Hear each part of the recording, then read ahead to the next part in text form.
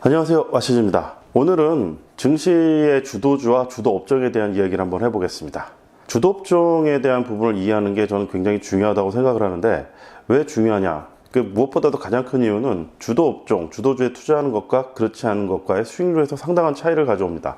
과거 80년대에서부터 증시를 이끄는 주도주, 주도업종 이런 것들이 있어왔고, 앞으로도 증시에 이제 주도주가 영향을 미치는 이런 것들은 크게 변하지 않을 것이라 생각이 됩니다. 그러니까 증시 역사를 다룬 책 중에 금융투기 역사라는 책이 있는데, 이 책을 한번 읽어보기를 좀 권해드리고 싶은 부분이, 이 책을 보게 되면은 몇백 년 전서부터 인간의 본성은 크게 변하지 않았고, 증시에 들어오는 자금은 어떤 이슈라든가 트렌드, 사회적인 그 관심도가 몰리면서 과거서부터 버블이 있었고, 주도업종, 주도주 이런 게 있었던 게 예로부터 계속 반복되었던 일이고, 앞으로도 그런 부분들은 계속될 것 같습니다. 30년에 한 번 정도, 3, 40년에 한 번 정도는 전체 시장에 너무나 큰 영향을 주는 버블이 발생을 하죠.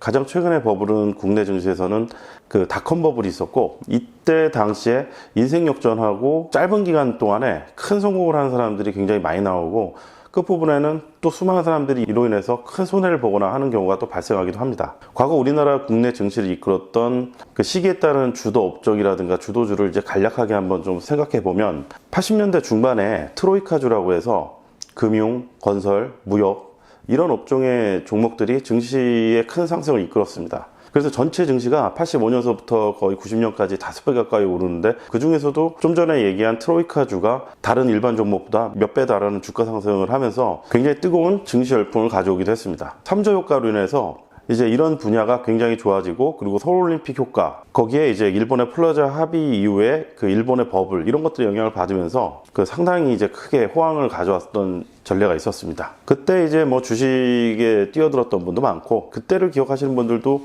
좀 계실 것 같은데, 과거 기사를 이제 검색을 해봐도 그때 기사들을 심심치 않게 지금도 찾아볼 수가 있습니다. 그리고 90년대는 전반적으로 증시 자체가 좋지가 않았었는데, 97년도에는 IMF 사태가 터지면서 처음으로다가 이제 금융위기가 발생을 하면서 상당히 많은 사람들이 어려움에 빠졌는데, 90년대 후반기에 닷컴 버블이 불면서 국내 같은 경우는 좀 뒤늦게 그 열풍에 동참을 하면서 뭐 코스닥, 그리고 이제 IT, 인터넷 관련 주들이 엄청나게 성장을 했습니다.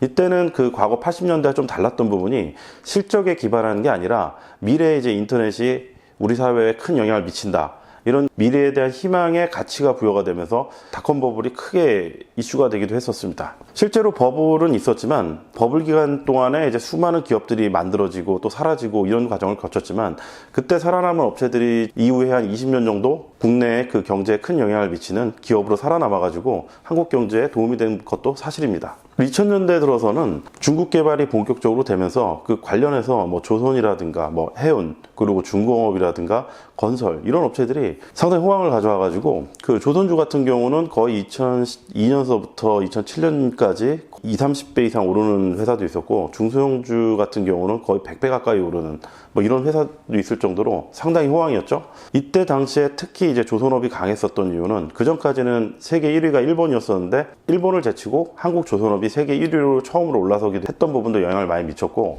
이때 조선업을 투자한 것과 그렇지 않았던 경우에는 상당한 차이가 있었습니다.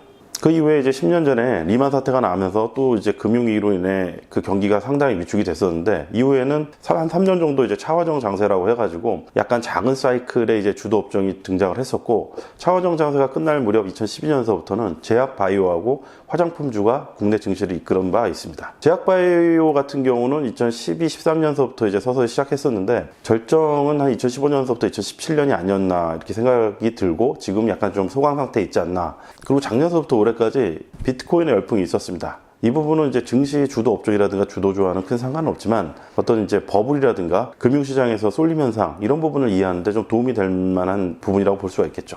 이렇게 증시에서 주도주라든가 주도 업종이 꾸준히 등장하고 교체되고 바뀌어오는데, 사실 이제 주도주 투자가 생각만큼 쉽지는 않습니다. 왜 그렇게 어려운가 생각을 해봤는데, 주도주가 본격적으로 시작하기 전에 처음에 긴가민가한 거죠. 이게 그 단발성으로 끝날 건지. 주도업종이 본격적으로 상승하기 직전에 굉장히 그 업종 자체가 안 좋은 경우가 많습니다.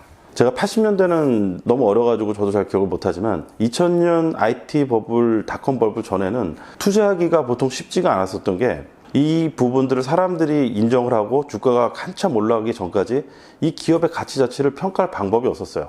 방법이 없었다는 건 앞으로 이제 좋아지겠다는 기대감이라든가 어떤 예상 수치, 그리고 뭐 미국의 현황 뭐 이런 부분은 있었지만 대부분이 이제 적자의 회사인데다가 어떤 기대감만 있었던 부분이기 때문에 그러한 부분들을 대중들이 어느 정도 인식할 시점에는 이미 고점을 쳐가지고 뒤늦게 뛰어든 사람들이 이로 인해 큰 타격을 받거나 이런 현상이 있었고요.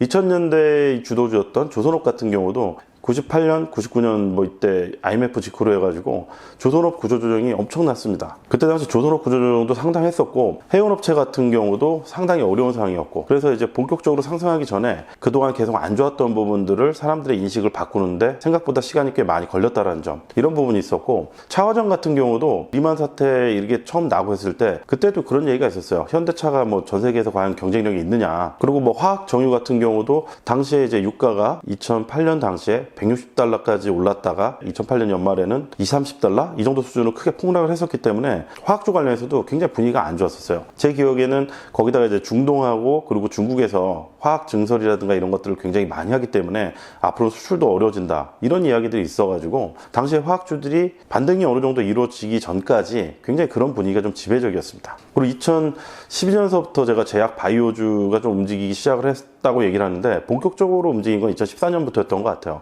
근데 2012년은 예전 영상에서 한번 설명한 적이 있지만 약가인화라든가 아니면 뭐 리베이트, 제약사에 대한 정부의 규제 뭐 이런 부분 때문에 업종 분위기가 굉장히 안 좋았습니다. 이제 이런 부분들을 감안하고 그때부터 투자하신 분들은 성공을 할 수 있었겠죠. 이런 부분들이 있었습니다. 그래서 주도 업종을 초창기부터 투자하기는 어렵고, 그리고 또 중간에 들어가기 또 어려운 부분은 뭐냐면은 그 전에 굉장히 안 좋은 인식인 상황에서 급격하게 빠르게 오르는 상황에서 이게 더 갈지 안 갈지 불안한 부분이 있다는 거죠. 사람의 심리가 이런 부분이 있습니다. 이 회사가 5,000원에서 시작해서 30,000원이 됐으면 이게 6배가 올랐는데 이게 고점이 아닌가.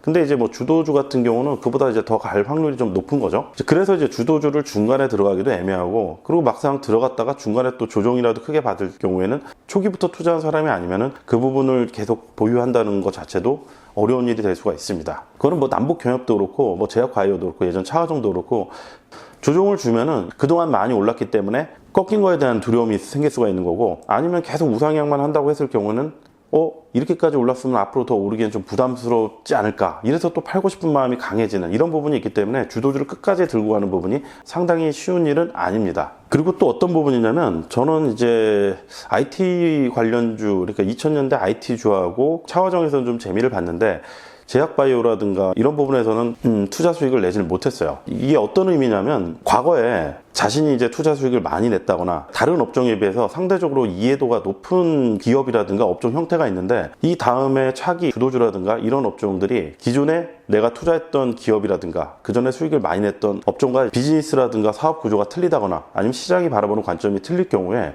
이 부분에 들어가기가 상당히 어려운 부분이 있어요. 그 전까지는 이제 철저히 실적 바탕으로 이제 투자를 했던 사람이 미래 가치를 끌어다가 투자하는 게 어려운 일이 될 수도 있고, 소비재 위주의 투자를 했던 사람이 제조업이라든가 아니면 기술주 이런 부분을 투자하는데 굉장히 어려움을 겪을 수가 있습니다. 이거는 이제 가치 투자라든가 아니면 중장기 투자적 관점이고, 물론 트레이더 같은 경우는 좀 더 그 경우는 다를 것 같은데, 이런 부분에 대한 어려움이 있기 때문에 그 전에 주도 업종에서 수익을 냈던 사람이 그 다음 업종에서 또 수익을 내는 부분에서 좀 어려움을 겪을 수 있는 부분을 고려해 볼 필요성이 있습니다. 예전에 제가 이제 좋아했던 2000년대 슈퍼개미 뭐 이런 분들 중에서도 어떤 분 같은 경우는 증권주하고 그리고 제약업에서 상당히 돈을 많이 벌었는데 차화정 업종에서는 이제 손실을 꽤 많이 보고 뭐 이런 경우도 있고, 어떤 경우는 이제 차화정에서 수익을 많이 냈는데 그 이후에 뭐 바이오라든가 이런 부분에서 재미를 못 보거나 뭐 이런 사례들이 충분히 있습니다. 이게 주도 업종하고 그 투자자와의 성향이라든가 어떤 그 투자 스타일이 어느 정도 맞아야 되는 부분도 있고 하기 때문에, 제가 볼 때는 한 10년 중에서 한 2년 정도만 주도 업종의 투자를 제대로만 한다고 하더라도 괜찮은 이제 투자 수익을 낼 수 있지 않을까, 그렇게 생각이 들 정도로 그렇게 주도 업종 투자가 생각보다는 쉽지가 않습니다. 국내 증시의 주도주에 대한 이야기들을 지금까지 이제 간략하게 좀 정리를 해봤는데, 요약해보면 주도주는 언제나 강력한 이슈와 모멘텀과 함께하는 경우가 있었고, 어떤 경우는 실적이 수반하는 경우가 있고 그렇지 않은 경우가 있습니다. 또 한 가지는 주도주가 그렇게 쉽게 끝나지는 않습니다.